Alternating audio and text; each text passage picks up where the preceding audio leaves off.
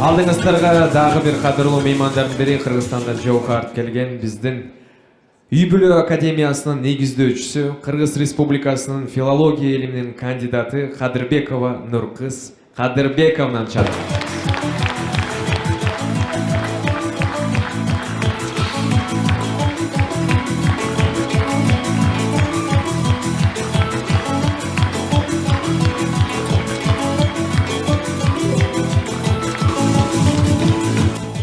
Армаңыздар, менин классташтарым. Сиздерди көрүп отурганыңызга кубанычтамын. Мен өзгөчө эки нерсеге сүйүнүп отурам. Биринчиси, дүйнөдөгү эң күчтүү держава болгон мамлекеттин так борборундагы Путин сүйлөй турган ушундай бир конгресс холдо кыргыздын сөзү жаңырып, наркайтылып, ырырдалып, көзү шаңкылдап, билими дүйнөгө даңазаланып жатат. Бул биринчи кубанычым, чексиз шүгүр. Экинчиси, акыры мага да сөз тийди, ошого сүйүнүп атам. Эми баягыдан бери мен уюштуруучу жигиттерге айттым да, бул эмне кылганыңар? Кызды кудалар көчүрүп келгенден кийин баардык устуканын түйдүрүп кете турган болгондо мени жанагы кийиттей кылып этегине коюп койгонуңар кандай депчи. Десек, жок эже, сиз десертсиз десе, экинчиси жок, сиз кет ашсыз деди да.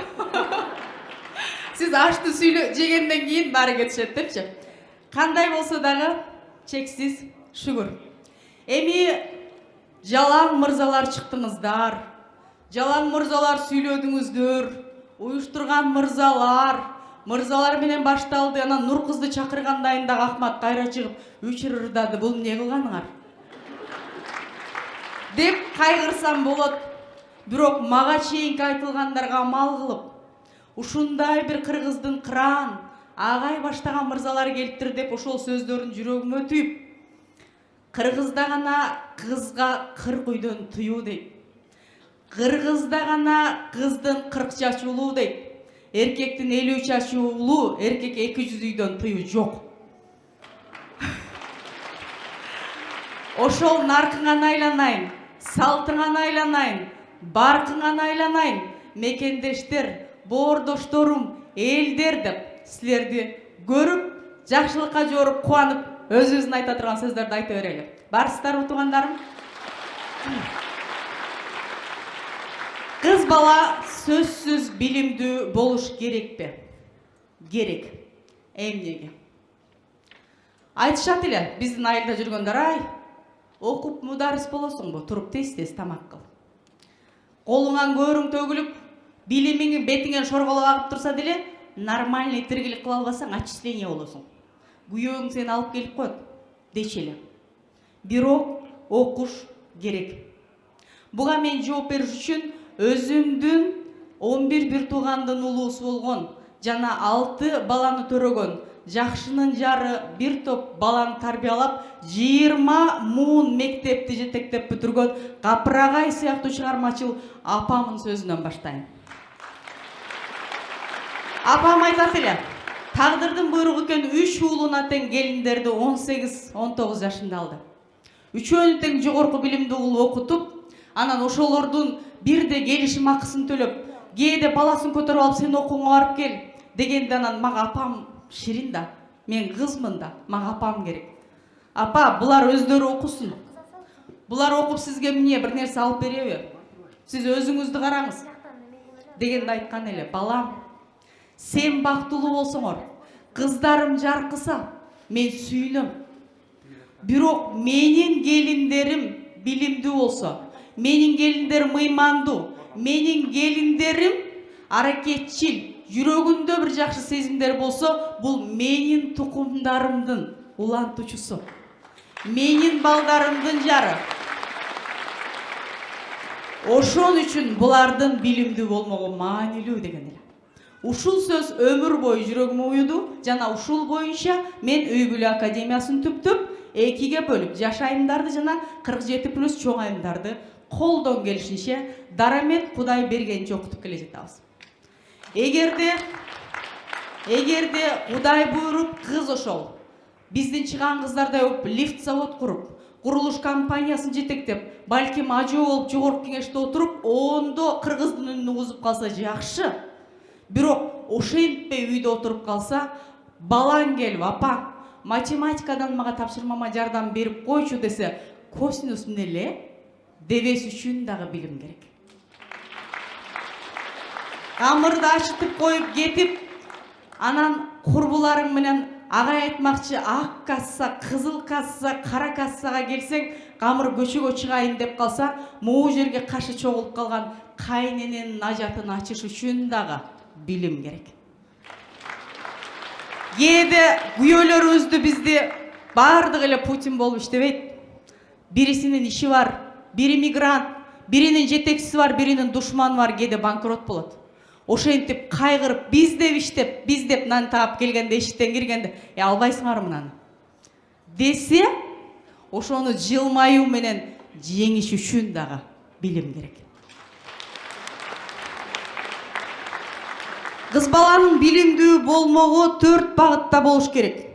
Биринчиси дүйнө тааным, кругозор. Бул агай айткандай бардык табияттануу, так илимдер, көркөм чыгарма жана башкалар.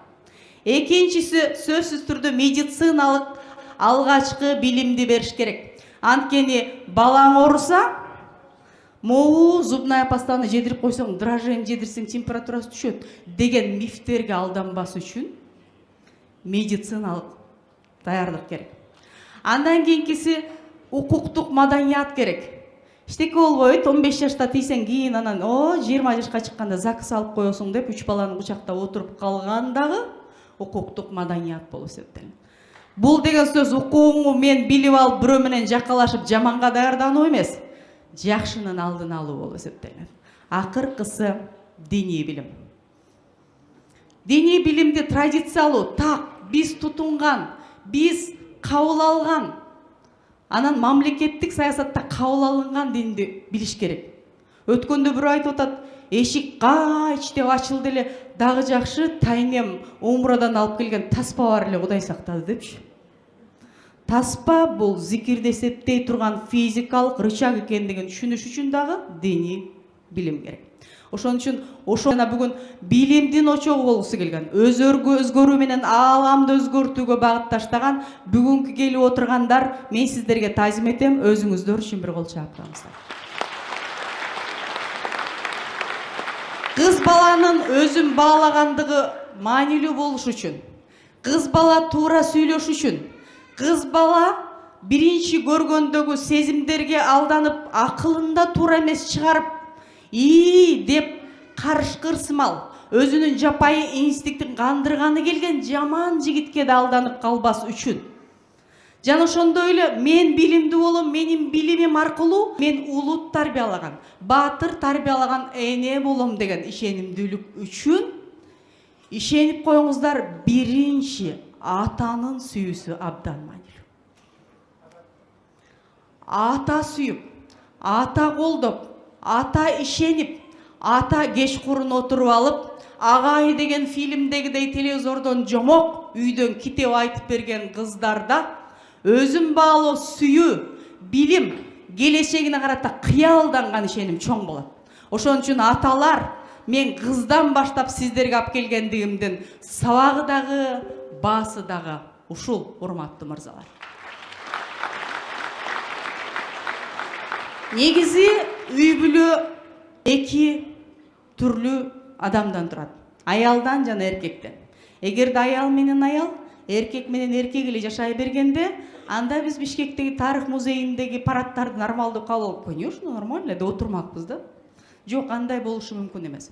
Адамзат цивилизациясы 3000 жылды чапчып жашап атса деле, адам тапкан табылгалардын эң баалуусу жана күчтүүсү, таасирдүүсү басма жана китеп бойдон калган сыяктуу, бүгүн азыр сүйлөгөн үнүң океандын ар жагында болуп, биздин түз эфирдер дүйнөдөгү мекендеш кыргыздарга тарап, анан азыр айткан электр эсептөөчү машинанын мүмкүнчүлүгү миллиардтарды бир кнопка менен эсептеп жаткан мезгилде деле адамдан адам тукулуу процессин жана бала жаратуу жана чоңойтуу процессин эне ата, аял эркек гана аткарат, башка эч ким алмаштыра албайт.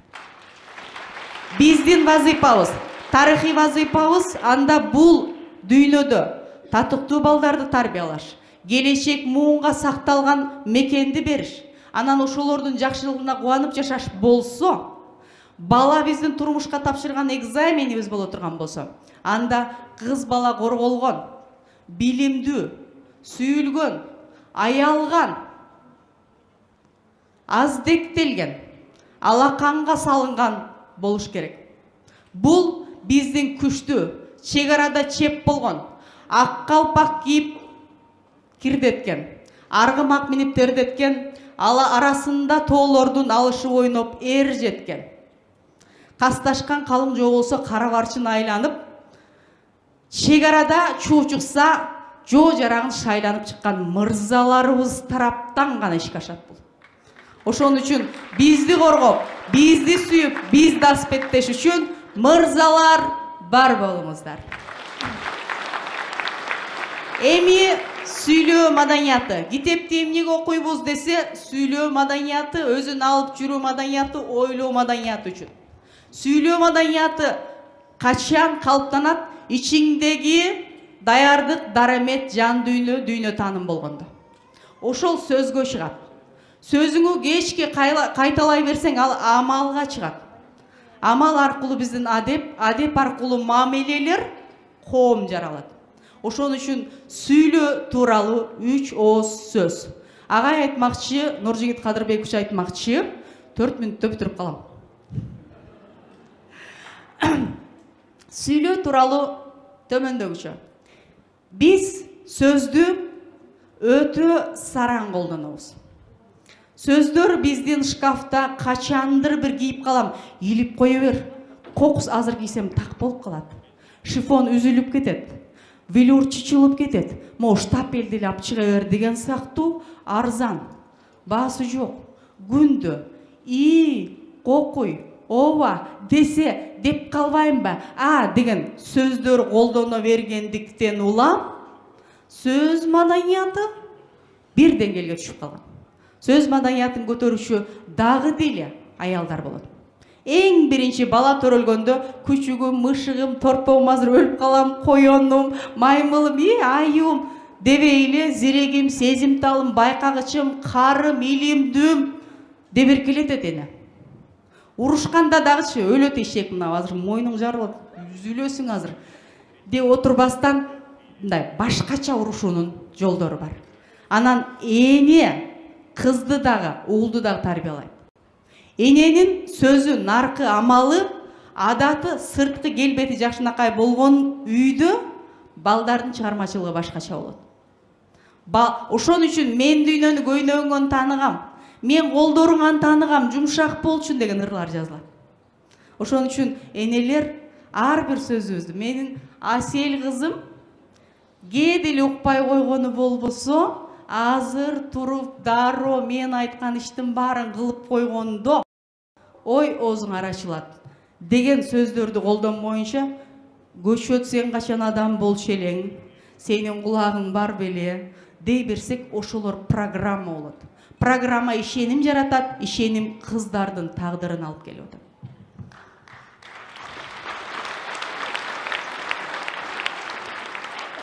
Ал эми аял ошондой эмоциялык толкунда болуш үчүн дагы эле биз Кудайдын буйругу жана кудурети менен мырзаларга муктажбыз.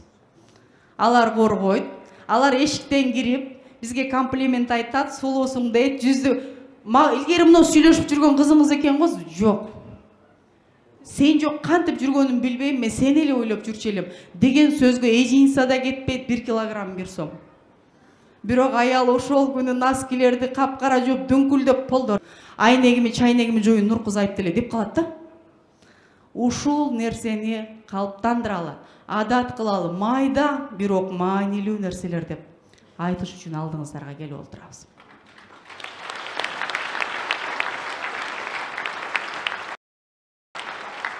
Он 2 жашында биз орус жергесинде эмес, Кыргыз Ысык көлдөй момундай ырга салып көз тайгылткан жылдын 4 мезгили бар. Уктап ойгон соң 5 ушул беле дей турган сезимдей Кыргызстаныбыз бар. Баралы деп 84 жаш баланын ичинен Манас баш болуп кезинде тарых жараткан экен. Ошол Манасты дагы аял туган. Бүгүн кичинекей арка айылындагы 200 баласы бар мектептен 85-ин бюджеттик негиздемеде академияга өткөргөн, өзүнүн жаңычылдыгын жүздөгөн тоскоолдуктар коюп мектеп ачкан Гапыр агайды да эне төрөгөн.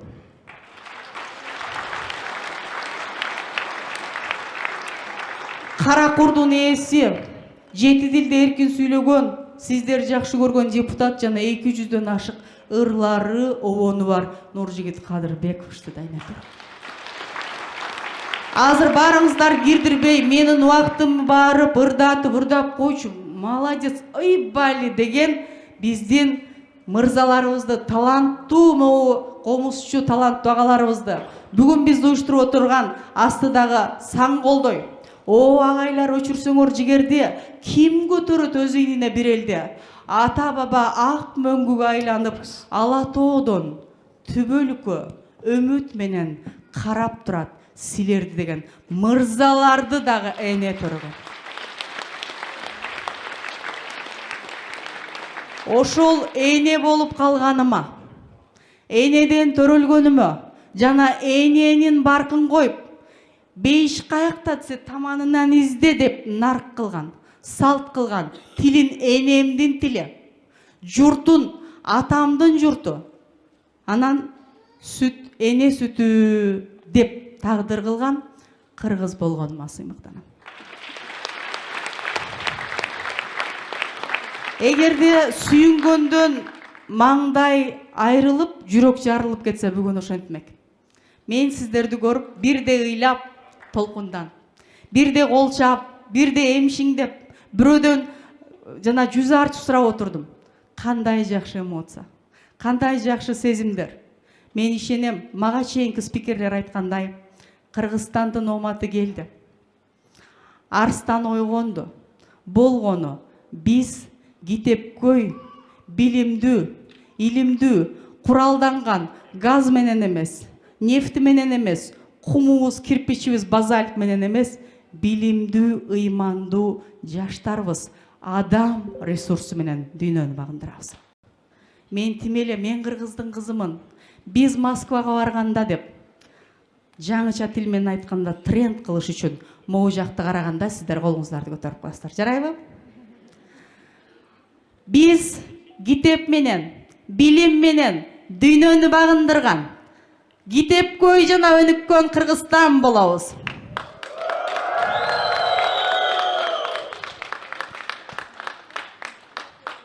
Бар болуңуздар. Кадырбекова Нуркыз Кадырбековна, Үй бүлө академиясынын негиздөөчүсү, Кыргыз Республикасынын филология илиминин кандидаты.